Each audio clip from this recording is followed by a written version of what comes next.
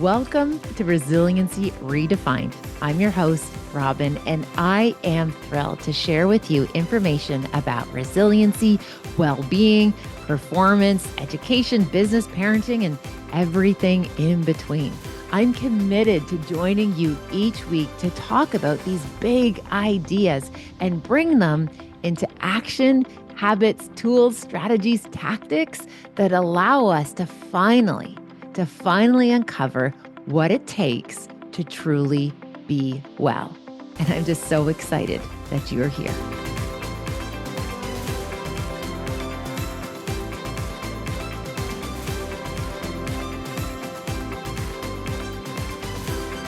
Welcome back to Resiliency Redefined. So today, the big idea that we are going to dive into is a bit of a repeat based on popular demand. It's the idea around emotion. Folks were really curious about an earlier episode I had done on emotion and said, say more. So here I am to say more about emotion, and I am so glad that you are here for this. So I appreciate there's lots of conversation about emotion. And sometimes I have this I perceive emotion to be perceived in the world as this secondary piece to logic, right? We are in this developed type of a world system where logic seems to take precedence, yet emotion is right up there with being such an important part of our humanity. Emotion is what brings the color, the richness, all of the different, mosaics of experiences are painted and they're dazzled with emotion. Now, again, there's lots of information on emotion. And I think probably one of the best ways to, for example, introduce emotion to children is in the amazing work by Pixar on the Inside Out movies. Those are phenomenal resources to start the conversation with kids about emotion. And I just want to shout out to Dr. Lisa Damour, who is a remarkable voice in psychology, especially for teenagers, and her work in that film to really give us a great picture of what emotion looks like. Now, when I'm working with people, and whether it's in a community practice or a large group, we focus on predominantly four primary emotions. And we talk about glad, sad, mad, and afraid. One of the things that I have noticed working with people around emotion is because we're these feeling factories, and there's so many variations on a theme of all of the different frequencies and emotion and feelings. Where do you even begin? So where I like to begin for clarity and just real candor as what is it that we're talking about is focusing on those four primary. So I'll say them again. So it's glad, sad, mad, and afraid. Yes, there's other theories that talk about disgust, and that's universal. Other ones talk about arousal, which again, really biological and physiological. But for the purposes of our work here, I encourage us to think about the primary four. So again, it's glad, sad, mad, and afraid. Now, you might notice that the ratio of the human emotion factory, it's kind of leaning towards what we would perceive as heavier emotions, or what some would call negative emotion. Now, I don't like using negative and positive emotion because it suggests that it's a moral issue. And it's not a moral issue. Feelings aren't bad. They aren't innately evil or mean-spirited. They're serving a purpose. So when we talk about this idea as a negative emotion, what we usually refer to as it's lower in its frequency, and it's heavier and it's more dense. It's in that kind of negative heaviness versus glad is something that feels enlightened. It's merriment. It's that lighter type of emotion that moves us more in a positive direction. So our first big idea that we're going to shelve is this notion that there's good and bad feelings. Feelings serve a purpose. They're giving us information. So I think it's not by chance or happenstance that our ratio of 1 to 4 in terms of what we could call more pleasant emotions versus the negative ones or the heavier ones, the ones most of us don't like as much, I don't think that's by chance. I think it has a lot to do with our evolution and the fact that the negative emotion keeps us alive. It signals danger. It lets us know about injustice. It creates this sense of, just being on edge to be able to notice threat, to be able to be afraid, and also to be able to be mad when things aren't okay, right? We get these big, for example, hunger pains, and we're like, oh, I want to feel differently. I'm mad that I feel this way because I'm hungry. I'm going to then be propelled into action. So, one of the drivers of emotion is to move us into action. Okay, so here's a question. Take a moment just reflect back on when you were growing up, what emotions were you encouraged to feel or even celebrated for?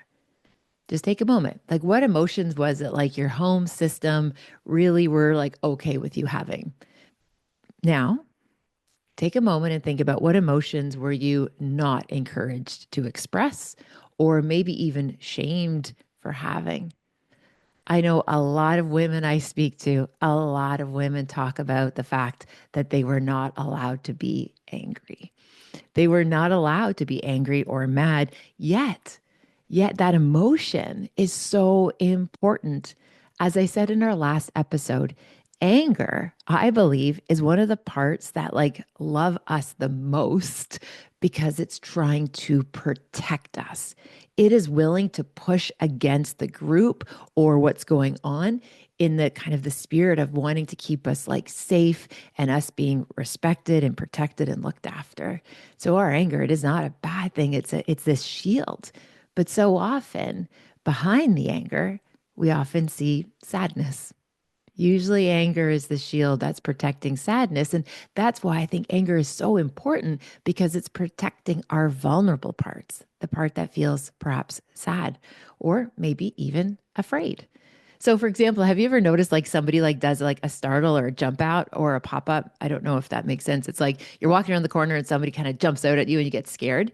Do you notice after you have that initial scared reaction that you get mad at them? There was like this little video I remember going around on social media where this like woman who happened to be holding a hammer and she was like putting on it like using like a tiny little pitcher nail and she was hanging this little pitcher and her partner or her husband or whoever came around the corner and like startled her and she like hit the hammer, but thankfully she actually hit the wall, but the wall had a mirror on it and like she shattered the mirror and it was like holy lifting. But again, notice after you get startled or scared, you get maybe angry or maybe startled and scared, and then you get super sad. So emotion are working in tandem. Okay. All right. So circling back to the question I asked you to reflect upon, what emotions were you allowed to feel when you were younger and which ones maybe weren't as encouraged? Maybe, for example, and one I hear often, especially when I'm working with a particular group of teenagers, is this idea that they're like not allowed to be sad, right? Interesting, right? Where they're not allowed to be sad because when they feel sadness, what is said to them is, what do you have to be sad about? Like, look at all your privilege, look at all these opportunities. Just again, this idea that, if we are grateful, that somehow means that we can't be sad, even though we know in this feeling factory, again, it's this mosaic of all of these different variations and assortments of emotion. Okay, so let's say in that little trip on memory lane, you notice, okay, well, I wasn't really encouraged to feel, sadness or anger, or wow, I noticed I wasn't allowed to feel mad. Okay. Well, nobody really said much about me being scared other than don't be a scaredy cat, right? Or perhaps maybe that is true for you. All right. So glad, right? Were you allowed to feel glad, happiness, joy, merriment, like all of those iterations of it?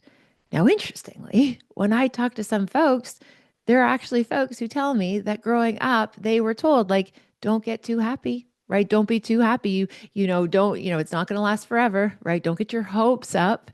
So it's amazing how we have all of these narratives and these old stories about emotion.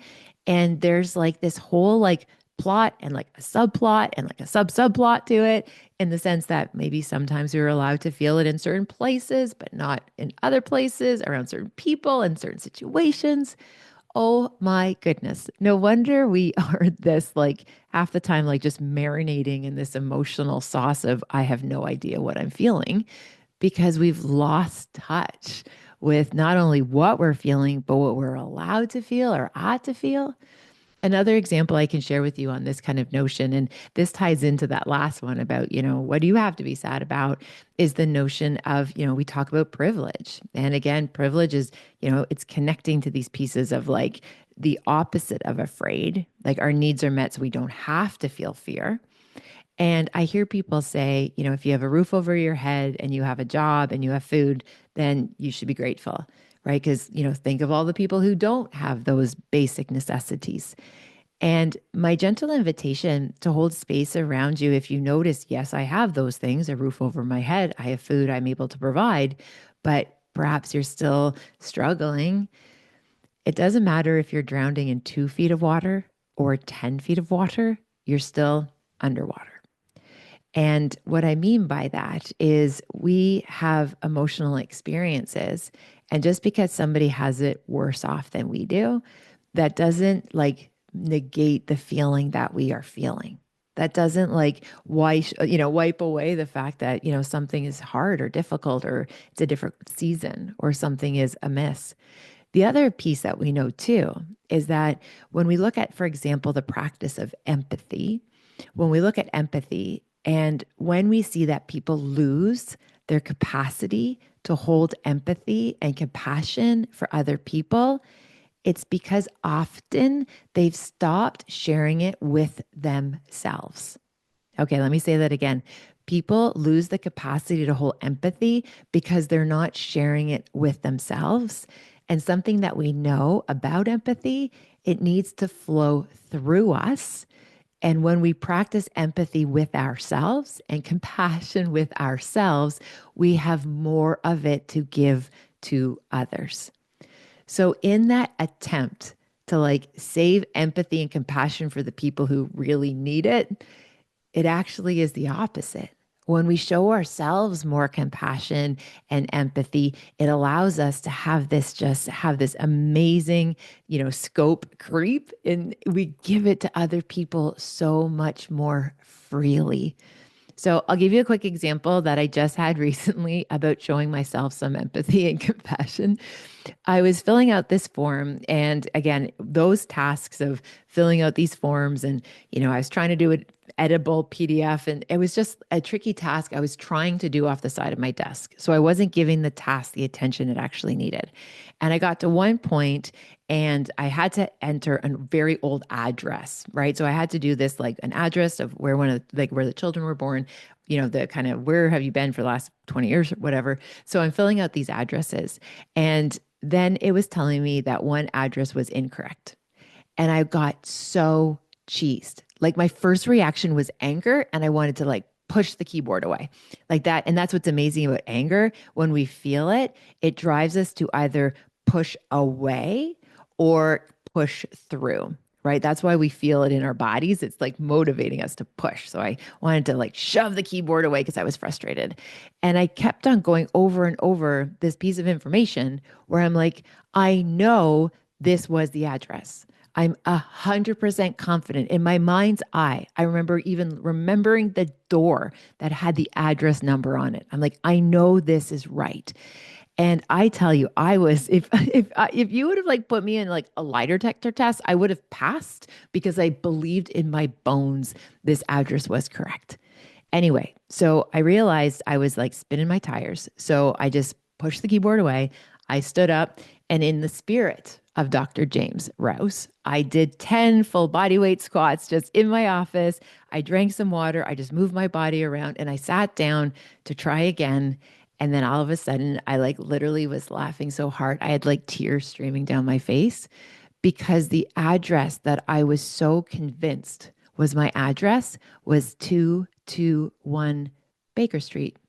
Now, I have never lived at a 221 Baker Street. I did live at another Baker Street. I did live on Baker Street, but it was a different number. And this was years and years ago.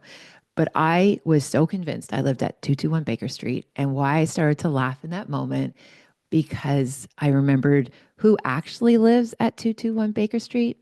Sherlock Holmes. Yeah.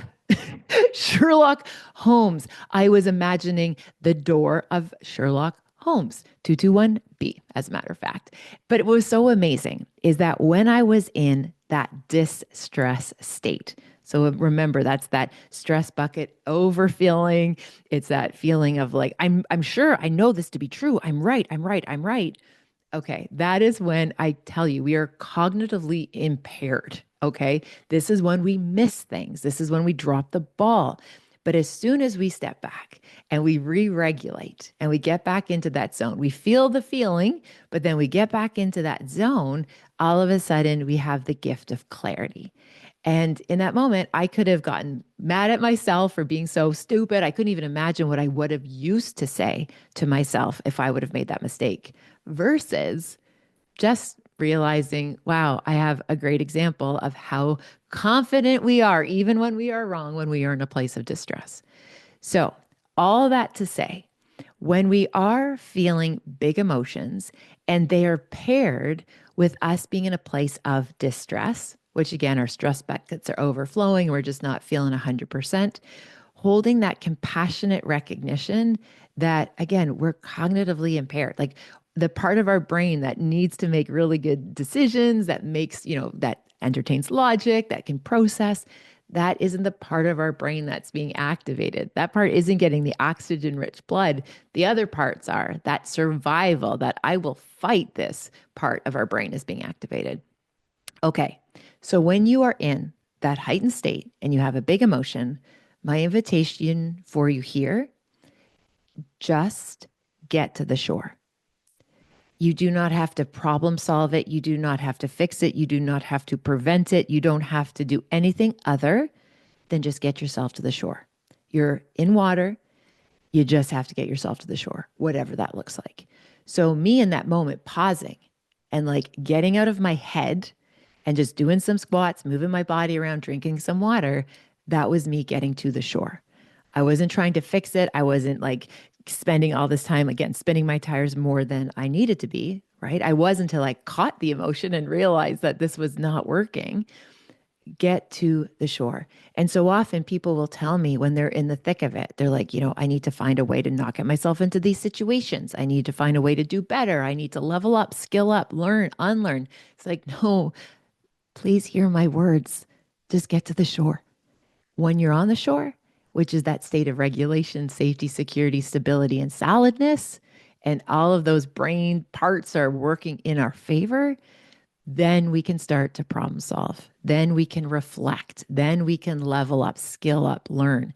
In the messy middle of in those big emotions that are activating distress, please just get to the shore.